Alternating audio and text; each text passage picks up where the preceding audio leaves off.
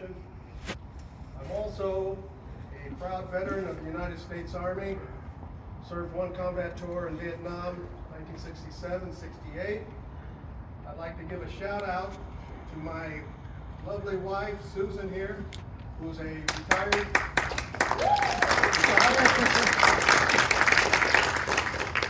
retired Army veteran herself. Served 28 years as an Army nurse and is taking very good care of me. We have 50 years of combined service in service to the nation. Wow. Thank you.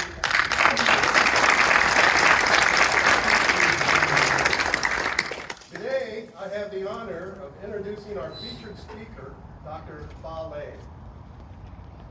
who was born in Vietnam in June of 1973. He is the son of a South Vietnamese Navy lieutenant commander. At the end of the war, his father was sent to North Vietnam and placed in a re-education camp where he spent 5 years. Meanwhile, Dr. Le was raised by his mother and grandmother until his father was released in 1980. 2 years later, the family escaped Vietnam on a boat and were fortunate enough to make it to Indonesia in 3 days, where they entered into a refugee camp for 1 year before arriving in America in 1983. After 5 years of struggling in poverty, Dr. Le and his family were fortunate enough to move to a condo in San Gabriel after his father became employed. Dr. Le graduated from San Gabriel High School, where he did well enough to earn an admission to UCLA in 1991. He attended medical school in Missouri at Kirksville College of Osteopathic Medicine and completed his residency in emergency medicine at Chicago's Resurrection Medical Center in 2006. Today, Dr. Le lives in San Diego with his family. Dr. Joan Le, is she here? There she is.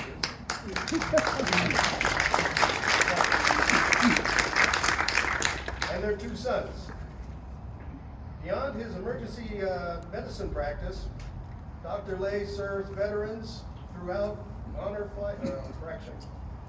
Beyond his medical practice, Dr. Le serves veterans through Honor Flight San Diego. Yes. Additionally, he serves on the board of directors of the U.S. Midway Museum and is a member of their Diversity, Equity, and Inclusion Committee. Since 2022, Dr. Le leads, organizes, and provides free medical care to the homeless population encamped around Father Joe's villages. He also has been successful in starting another pop-up medical clinic in Santa Ana to serve the 450 individuals housed there. Dr. Le likes to say, optimism is his superpower and gratitude is his fuel. You are about to hear a powerful story of resilience, survival, hope, and freedom. Please give a hand to Dr. Le.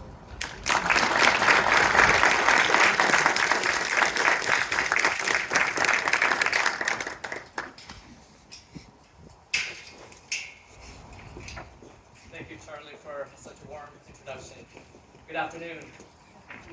It is truly an honor for me to be here today. Thank you to the Miramar National Cemetery Support Foundation for this invitation, especially Charlie Einot. I really appreciate it. I was asked to come to you this afternoon to share the story of my family. I've been to Miramar several times before, but never in this capacity. Standing here, looking over your faces, as well as the thousands of headstones, I am truly humbled. I can only hope, as the leaders of the foundation hope, that my story can help some of you in the audience heal just a little bit from the trauma that you endured in Vietnam in the service of our country. Please allow me to take you back to Vietnam, to the year 1973. In June of that year, shortly after the beginning of withdrawal of American combat forces in Vietnam, I was born. My father was a lieutenant commander in the South Vietnamese Navy. He graduated from the Naval Academy of the former Republic of South Vietnam in 1966, and in the early part of his career, he had many American advisors from the Navy as he learned to be proficient in the strategies of modern river naval warfare. In the early part of 1970, he became the commanding officer of a group of about 16 boats.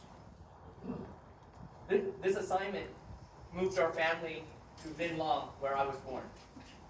At the end of '73, when I was just 6 months old, and only 1 month after my grandfather passed away, my father was involved in a vicious firefight with the Viet Cong in the Mekong Delta. He was severely injured, and many of his officers actually were killed. After he healed from his injuries, we moved to Vũng Tàu, where he served out the remainder of the war. During the last week of April of 1975, my father went to work as he always did. When the war reached our town in Vũng Tàu, he was forced to evacuate with his men out to the open ocean. My mom at the time was 8 months pregnant with my middle brother, and I was only 22 months old. So unfortunately, we were left behind. Miraculously, somehow my mother found her way back to her mother about 100 miles away. About a month after she arrived there, she gave birth to my middle brother. But it was so chaotic during that time that we still don't know the exact date of his birth, so we just made it up. June 15th. My father found his way into international waters and was rescued by American ships. As soon as he got on board the American warship, he was instructed to strip off all the insignias on his uniform because the country that he represented no longer existed. The flag that he was fighting for and ready to die for was lowered off the ship. He was officially a refugee. He was brought to Subic Bay and joined 43,000 other Vietnamese refugees already there. Then they moved him on to Guam. The plan was for him to be sent to America. However, he and 1,000 other people did not want to go to America. They wanted to go back to Vietnam and rejoin their family. So the American government relented and supplied them with a ship, and 1,000 people went back to Vietnam. This is a story you will not hear anywhere else in the history books. My father was only hoping to reunite with my mother and I.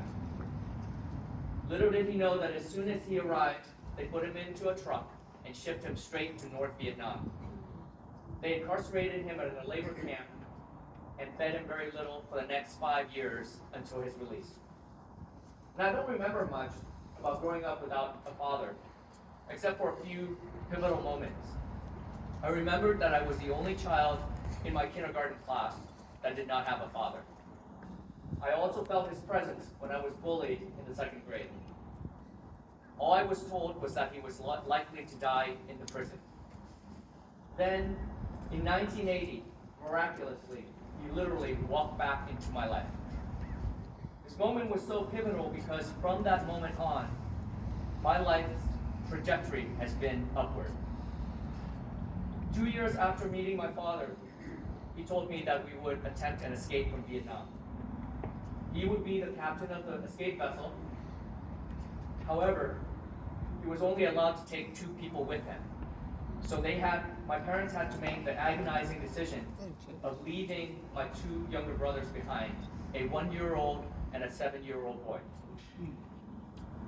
We left Saigon early one morning. We took a bus to the Mekong Delta. We then snuck around the delta, transferring among several small boats. Finally, in the middle of the night, we boarded our escape vessel. It was a 16-meter fishing boat. Once we were all aboard, we ran for our lives. When I woke up the next morning, I saw waves that were taller than twice as tall as the ship. And I thought we were all going to die. But thankfully we did not. Thank you to my father's masterful handling of the boat with the assistance of his co-captain, who also happened to be a Naval Academy classmate. The weather calmed, and on the third day, we arrived in Indonesia at a small island called Kuku. We later got transferred to a larger island called Galang, where we would remain for the next year. We stayed there for a year preparing to settle in a first world country, and my father chose to go to America. We arrived here November of 1983, so this November will be my 40th anniversary of coming to America.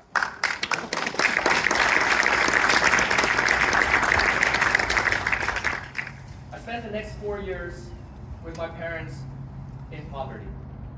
What I mean by poverty is welfare, food stamps, lots of goodwill trips, Medi-Cal, scrubbing toilets for cash, picking berries for pennies. At one point, we couldn't even afford to share a 2-bedroom, 1-bath apartment with 3 men, so we had to move out to a fix-up garage to stop us from being homeless. We cooked under the tree between the garage and the main house for over 2 years. I did my algebra homework under 2 halogen lamps that they hung from the ceiling of the garage. All that kept us from the howling winds, Santa Ana winds of Pasadena that winter was a single thin layer of plywood. When my parents scrapped and they pinched every penny, and they made it work, and we survived. I just put my head down and studied and got good grades. In March of 1987, my father received his associate's degree as an electronic technician from Pasadena City College. I'm grateful for them. In January of 1988, they had saved up enough money to purchase a 2-bedroom condo in San Gabriel. And in fall of 1991, I moved into my dorm room at UCLA as a freshman. And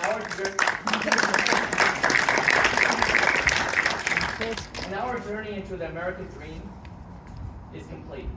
Within 8 years of arriving in America with just the clothes on our backs, my parents managed to nurture me to a seat at a premier institution of higher education. An additional benefit for making it to UCLA was I met my beautiful wife.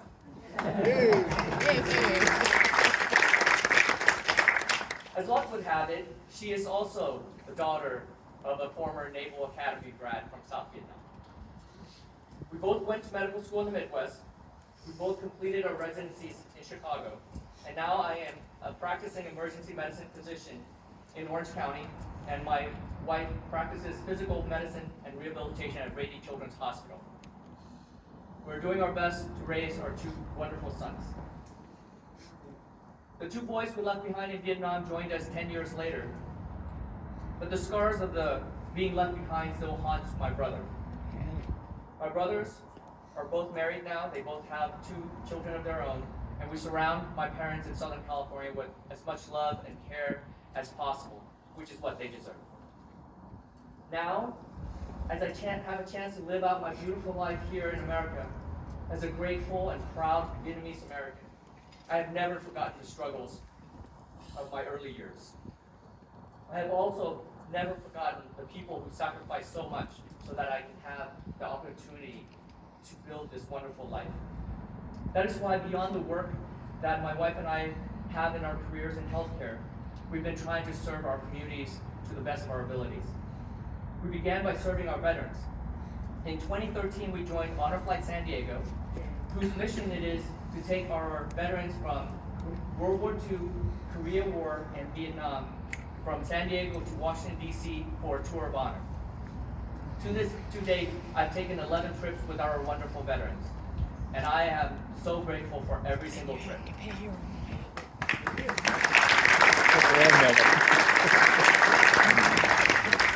If you are a veteran of those conflicts and you have not registered with Honor Flight San Diego, please go to honorflightsandiego.org to register. You will not regret the trip that you will take. I also served on the USS Midway Museum as a volunteer and now on the board of directors. And recently I began to conduct pop-up medical clinics to serve the homeless population of San Diego as well as Orange County. My life has been made possible by my parents, who brought me into life and have fought all obstacles, including hunger, war, imprisonment, and poverty, to give me the opportunity to build this life. But my gratitude also goes to all of you, especially the veterans who have fought in Vietnam. To you who served, your presence in Vietnam gave the dream of a free Vietnam a fighting chance. It gave many of us who are here now a chance at this life. It provided my mother a safe hospital and a safe town to give birth to me. It gave my father the support that he so needed when he was fighting a relentless enemy in those brutal years in the Mekong Delta. And your presence there likely saved his life. To you who lost loved ones in Vietnam, I am so sorry for your loss. But I hope that my words of gratitude will help heal you a little bit. To you who came back to a country that did not show you the love and respect that you so deserve, I want to say how sorry I am that that happened to you. And thank you. I hope that my generation and my son's generation will ensure that something like that never, ever happen again to our veterans.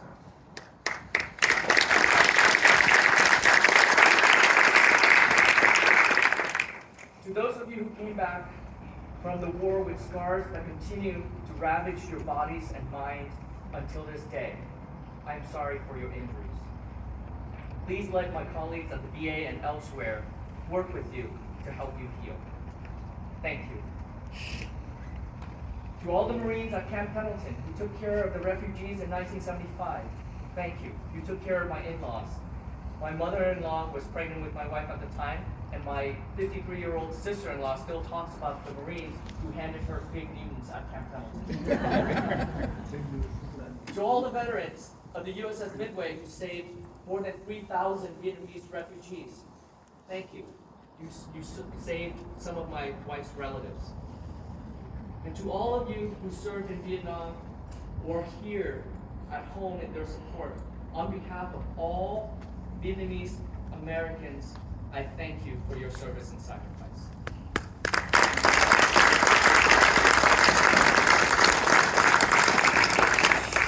Vietnamese Americans are all contributing to the fabric of this great country. And I know we can never repay the debt that is owed to America and its men and women who served. However, it is my hope that my words of gratitude and my family's ongoing life of service, along with the contributions of all the people who look like me and who share my path, at the very least could help heal your wounds a little bit. As my son continues on his journey in his application to the U.S. Naval Academy, I am looking forward to continuing our family's legacy of service.